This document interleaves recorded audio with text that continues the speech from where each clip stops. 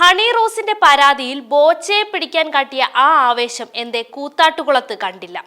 കലാരാജുവിനെ വലിച്ചിഴച്ചു കൊണ്ടുപോയത് മകന്റെ പ്രായമുള്ളവൻ. കാൽ കുടുങ്ങിയെന്ന് പറഞ്ഞപ്പോൾ വെട്ടിത്തരാമെന്ന് പരിഹാസവും. CPM പ്രവർത്തകർ തന്നെ തട്ടിക്കൊണ്ടുപോയെന്ന് കൂത്താട്ടുകുളം നഗരസഭാ കൗൺസിലർ കലാരാജു ആരോപണം ഉന്നയിക്കുമ്പോൾ അതിന് മറുതന്ത്രവുമായി CPM രംഗത്തുണ്ട്. പോലീസ് കേസെടുക്കാതിരിക്കാനുള്ള വാദമാണ് CPM നടത്തുന്നത്. കലാരാജുവിനെ തട്ടിക്കൊണ്ടുപോയതല്ലെന്നാണ് CPMന്റെ വാദം. LDF ഭരണസമിതിക്കെതിരെ അവിശ്വാസ പ്രമേയം ചർച്ചയ്ക്കെടുക്കാനിരിക്കെ UDFന്റെ 11 കൗൺസിലർമാരും ഒരു സ്വതന്ത്രനും CPIMന്റെ കൗൺസിലർ കലാരാജുവും കൂടി നഗരസഭയ്ക്ക് മുന്നിൽ വന്നിറങ്ങുമ്പോഴാണ് സംഭവമുണ്ടായത്. പാർട്ടി തീരുമാനപ്രകാരം അവരുൾപ്പെടെയുള്ള 13 കൗൺസിലർമാർ ഏരിയ കമ്മിറ്റി ഓഫീസിൽ ഇരിക്കുകയായിരുന്നുവെന്നാണ് CPMന്റെ വിശദീകരണം. നല്ല രീതിയിൽ സംസാരിച്ച് പിരിഞ്ഞ കലാരാജു ഏത് സാഹചര്യത്തിലാണ് ആരോപണം ഉന്നയിക്കുന്നത് എന്ന് അറിയില്ലെന്നും CPM Koothattukulam area secretary PV Ratheesh പറഞ്ഞു.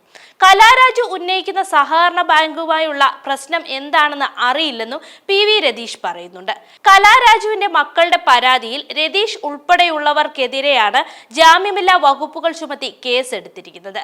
എന്നാൽ ഇതുവരെ അറസ്റ്റിലേക്ക് പോലീസ് കടന്നിട്ടില്ല. തന്റെ വസ്ത്രം വലിച്ചിഴച്ചുവെന്നും കലാരാജു ആരോപിക്കുന്നുണ്ട്.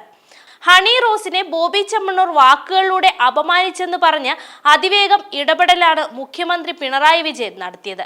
കേരളത്തിൽ സ്ത്രീകൾ സുരക്ഷിതമാണെന്ന് വാദവും അതിനു പിന്നാലെ ഉണ്ടായി. ഇതിനിടെയാണ് കൂത്താട്ടുകുളത്തെ ഈ ഒരു അപമാനിക്കൽ. ഇവിടെ പരാതിക്കാരിയുടെ വാക്കുകൾ പോലീസ് മുഖവിലക്കെടുക്കുന്നുമില്ല. ഹണി റോസിന് കിട്ടിയതുപോലെ അതിവേഗ നീതിയുമില്ല. ഏരിയ സെക്രട്ടറിയെ അറസ്റ്റ് ചെയ്യാനും പോലീസ് തയ്യാറല്ല. വിവാദം താനേ തീരട്ടെ എന്നതാണ് പോലീസിന്റെ ഇവിടുത്തെ നിലപാട്. സർക്കാരിൽ നിന്നും കൗൺസിലർക്ക് വേണ്ടി സമ്മർദ്ദമുണ്ടായാൽ മാത്രമേ മറിച്ച് സംഭവിക്കൂ. എന്നാൽ അതുണ്ടാകില്ലെന്ന് ഉറപ്പാണ്. ബോച്ചയെ വണ്ടി വളഞ്ഞു പിടിച്ച എറണാകുളത്തെ പോലീസിന്റെ പൊടി പോലും ഇവിടെ കണ്ടതുമില്ല. CPM നേതാക്കൾക്കെതിരെ ഗുരുതര ആരോപണമാണ് കലാരാജു ആരോപിക്കുന്നത്. CPM പ്രവർത്തകൻ ഭീഷണിപ്പെടുത്തി തട്ടിക്കൊണ്ടുപോയി ഏരിയ കമ്മിറ്റി ഓഫീസിലാണ് താമസിപ്പിച്ചത്. ഏരിയ സെക്രട്ടറിയുടെ അറിവോടെയാണ് ഇത്. ഓഫീസിൽ വെച്ച് ഉപദ്രവമൊന്നും ഉണ്ടായിട്ടില്ല. പകരം അവിശ്വാസ പ്രമേയത്തെ അനുകൂലിച്ച് വോട്ട് ചെയ്യുന്നതിൽ നിന്ന് പിന്തിരിപ്പിക്കാനുള്ള ശ്രമങ്ങളാണ് നടന്നതെന്നും അവർ പറയുന്നു. DYFI നേതാവ് അരുൺ അശോകൻ എന്നയാളാണ് വാഹനത്തിൽ കയറ്റിയത്. കാൽ വാഹനത്തിന്റെ ഡോറിനിടയിൽ കുടുങ്ങിയപ്പോൾ അവിടെ എത്തിയതിനു ശേഷം വെട്ടി തന്നേക്കാമെന്നാണ് വാഹനത്തിൽ പിടിച്ചു കയറ്റിയ ആൾ പറഞ്ഞത്. തന്റെ മകനേക്കാൾ ചെറിയ കുട്ടിയാണ് ഇങ്ങനെ പറഞ്ഞതെന്നും കലാരാജു പറയുന്നുണ്ട്. ചീത്ത വിളിച്ചുകൊണ്ടാണ് DYFI പ്രവർത്തകർ വാഹനത്തിലേക്ക് പിടിച്ചു കയറ്റിയത്. കഴുത്തിന് കുത്തിപ്പിടിച്ചാണ് വാഹനത്തിലേക്ക് വലിച്ചു കയറ്റിയതെന്നും പറയുന്നു. ഏരിയ കമ്മിറ്റി ഓഫീസിലെത്തിയപ്പോൾ നെഞ്ചുവേദന അനുഭവപ്പെട്ടു. ഹൃദ്രോഗിയാണെന്ന് പറഞ്ഞപ്പോൾ ഗ്യാസിന്റെ ഗുളികയാണ് നൽകിയത്. ആശുപത്രിയിൽ പോകണമെന്ന് പറഞ്ഞപ്പോൾ ഏരിയ സെക്രട്ടറിയോട് ചോദിക്കട്ടെ എന്നാണ് പറഞ്ഞതെന്നും കല പറയുന്നുണ്ട്. CPMൽ തുടരുന്നതിനെ കുറിച്ച് ആലോചിച്ച് തീരുമാനമെടുക്കുമെന്നാണ് കലാരാജു പറയുന്നത്.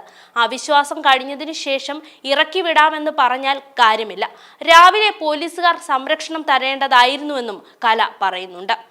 പോലീസിന്റെ സാന്നിധ്യത്തിൽ UDFന്റെ വനിതാ കൗൺസിലർമാരെ അടക്കം ആക്രമിക്കുകയും ചെയർപേഴ്സന്റെ വാഹനത്തിൽ CPIM കൗൺസിലർ കലാരാജുവിനെ കടത്തിക്കൊണ്ടു പോവുകയുമായിരുന്നു.